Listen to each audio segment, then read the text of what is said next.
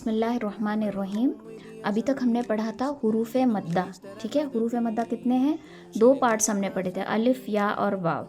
अलिफ से पहले ज़बर आया तो अलिफ मद्दा होगा, या साकिन से पहले ज़ेर आया तो याए मद्दा होगा, वाव साकिन से पहले पेश आया तो वावे मद्दा होगा।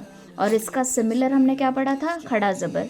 खड़ा ज़बर इज़ इक्वल टू अलिफ मद्दा, खड़ी ज़ेर इज़ इक्वल टू याए मद्दा, उल्टा पेश इज़ इक्वल टू वावे मद्दा। ये हो गया था हमारा हुरूफ मद्दा का लेसन प्रीवियस।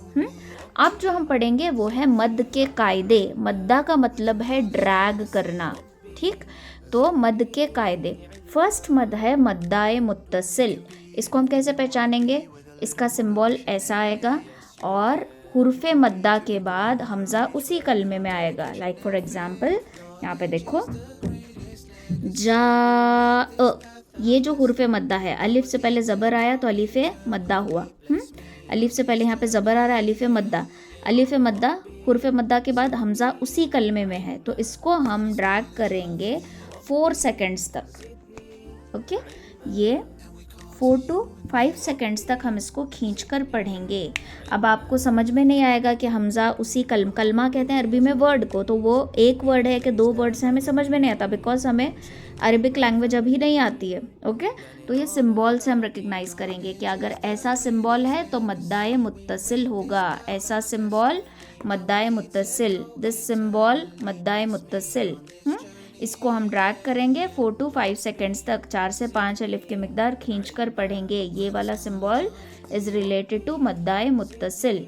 नेक्स्ट है मद्दाए मुनफसिल, फासला, मतलब अगर हमज़ा दूसरे कलमे में हो तो यहाँ पे देखो, फ़ी अमरीना, फ़ी एक वर्ड है, अमरीना एक वर्ड है, तो हुरूफ मद्दा याए मद्दा हो रहा है यहाँ पे। याए मद्दा के बाद हमज़ा दूसरे कलमे में है, तो ये मद्दाए मुनफसिल हुआ। इसको हम ड्रैग करेंगे 3 to 4 सेकेंड्स तक। एंड इसका सिंबल ऐसा टेढ़ा आता है, आप देख सकते हैं यहाँ पे टेढ़ा है सिंबल किस तरीके से। ठीक है, तो इसका सिंबल जो है वो ऐसे टेढ़ा आएगा। तो ये टेढ़ा सिंबल है तो पहचान जाना कि इट इज़ मद्दाए मुनफसिल। सिंबल टेढ़ा है तो ये मद्दाए मुनफसिल है। इसको 3 to 4 सेकेंड्स हम खींच कर पढ़ेंगे। अब नेक्स्ट है मद्दाए लाजिम। ओके, अब लाजिम और मुत्तसिल दोनों का साइन सेम है, तो यहाँ पे कंफ्यूज नहीं होना।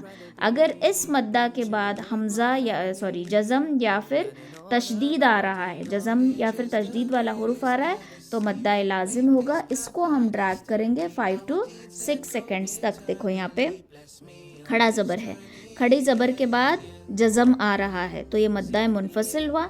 इसको हम ड्रैग करेंगे 5 to 6 सेकेंड्स। आल आन, हाँ, यहाँ पे हुरूफ मद्दा के बाद तशदीद वाला लेटर आ रहा है, तो इसको भी हम ड्रैग करेंगे 5 to 6 सेकेंड्स। और हुरूफ मद्दा के बाद यहाँ पे सौत के ऊपर खड़ा ज़बर है, हुरूफ मद्दा के बाद तशदीद आ रहा है, तो यहाँ पर भी हम ड्रैग करेंगे। चलो अभी रिपीट करो। मद्दाए मुत्तसिल, जा,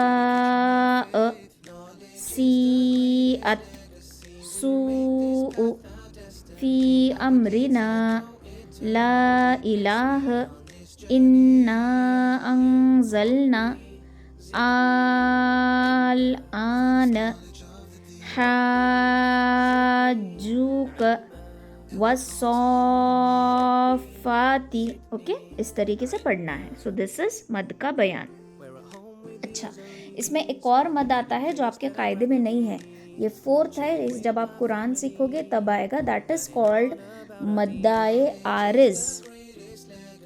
आरिज का मतलब होता है टेम्पररी। ओके, आरिज मतलब टेम्पररी। ये हमें नज़र नहीं आएगा, मतलब ऐसी कोई सिंबल नहीं होगी, ये सिंबल ऐसी कोई भी सिंबल प्रेजेंट नहीं होगी। बस हमें कायदा देखकर समझना है। नाउ ये आरिज बनता कब है? ये आरिज बनता है आयत के पास। अलामत आयत जो हमने पढ़ा था ना सबक, वहाँ पे ये आरिज बनता है। कैसे बनता है?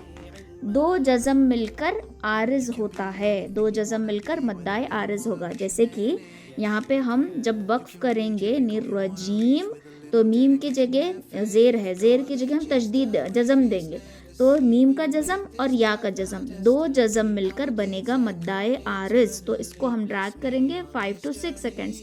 निर्रजीम, यहाँ पे अर्रहीम है, यहाँ पर जज़म मीम पर वक्फ करना है तो जज़म देकर सांस तोड़ेंगे, तो टू जज़म मिले तो आरिज बनेगा।